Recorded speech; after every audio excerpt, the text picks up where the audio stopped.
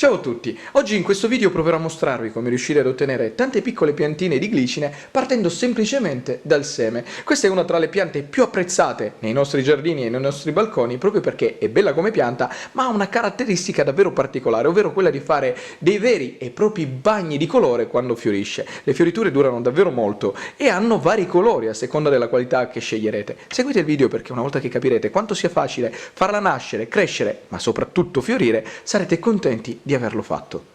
La prima cosa che occorrerà fare sarà quella di procurarsi i semi e lo si potrà fare essenzialmente in due modi. Il primo è quello di comprare una bustina contenente dei semi già pronti all'uso. Trovarli oggi in commercio è davvero molto semplice, basterà rivolgersi o in un garden center specializzato ma addirittura al supermercato. La seconda possibilità è quella di, nell'ipotesi che si abbia una pianta a disposizione, raccogliere i baccelli ed estrarre dall'interno di questi i semi, quindi un passaggio in più ma qualche soddisfazione sicuramente maggiore ed è proprio da qui che partiremo oggi col video.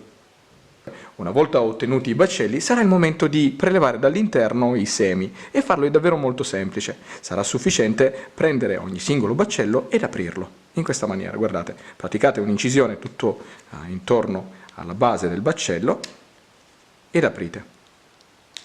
Ecco qua. Ed all'interno troveremo i semi. Questo è ciò che ho ottenuto una volta aperto il baccello.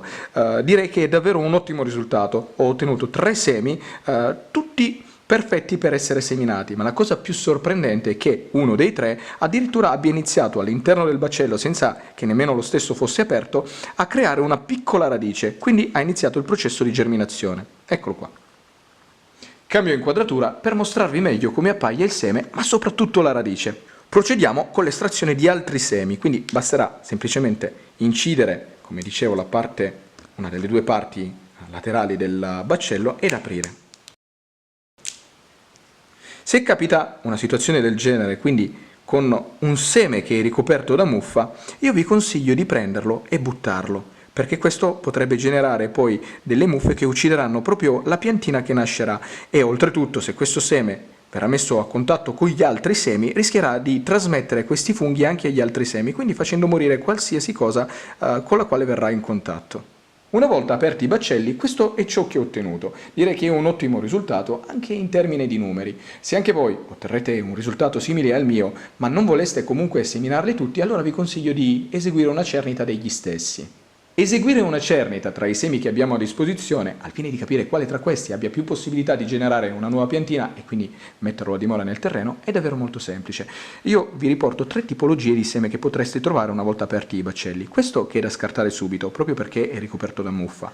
Quest'altro è molto secco ed è vuoto, quindi da qui non nascerà nulla. Quest'altro invece presenta un colorito molto acceso, un marrone scuro e una cuticola completamente integra, che è una delle caratteristiche che dovrà avere appunto il baccello. Oltretutto è bello pieno, quindi io vi consiglio, se vi trovate in una situazione del genere, se avete la possibilità di scegliere una tipologia di seme come questa. Da qui quasi sicuramente riuscirete ad ottenere una piccola piantina.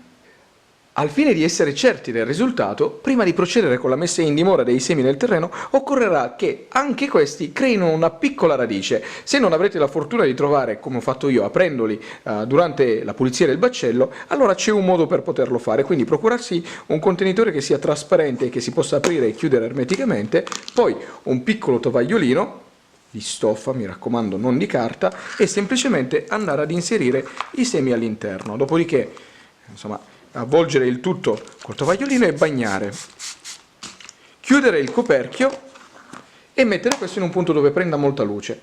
Quando saranno spuntate le radici, quindi all'incirca dopo 20 giorni, si potrà procedere con la messa in dimora degli stessi nel terreno.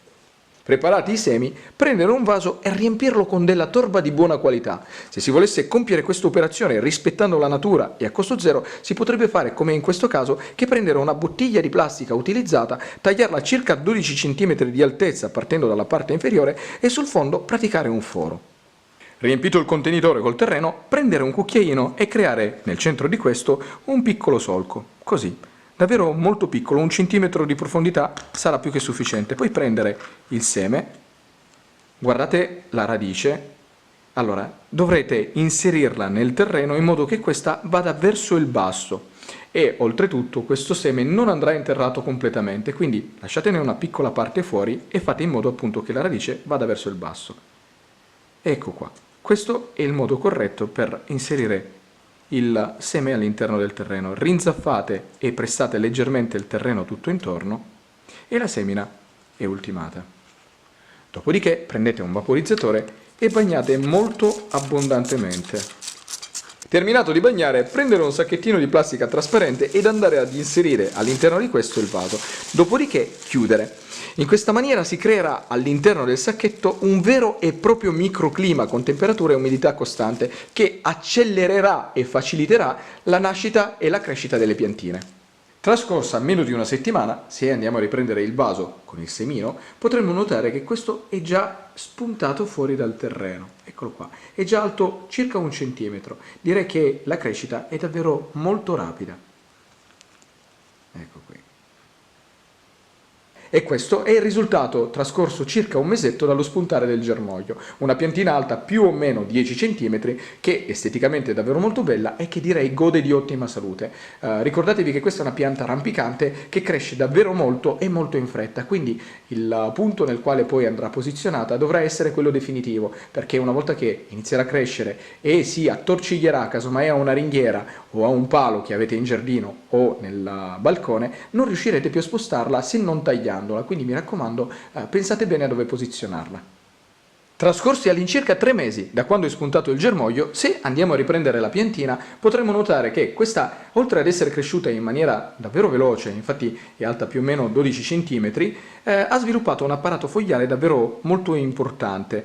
Ci sono le prime foglie che sono praticamente perfettamente sviluppate e addirittura tra l'attacco delle foglie e il rametto che le sostiene si stanno creando dei nuovi germogli, qui, e da questi germogli nasceranno degli altri piccoli rametti.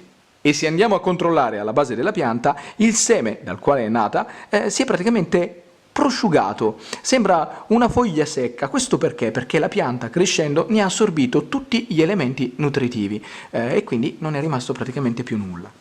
Ed è una cosa normale, quindi non vi spaventate se vedrete che appunto questo piano piano sparirà, è una cosa normalissima. Cambio inquadratura per mostrarvelo meglio.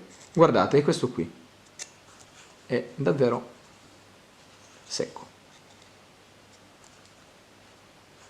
Trascorsi 2 anni, così è come appare la pianta. Andando alla base si può notare che il tronco si è inspessito, questo è il supporto che si è messo per poterla fare crescere verso l'alto. E adesso la piantina, devo dire che, a parte godere di ottima salute, che è la cosa principale, esteticamente è davvero bellissima. E quando la pianta sarà adulta, quindi all'incirca dal 3° anno in poi, inizierà a produrre anche i primi fiori. Considerate che man mano che la pianta crescerà diventerà sempre più forte, quindi farà fiori più grandi e di numero maggiore.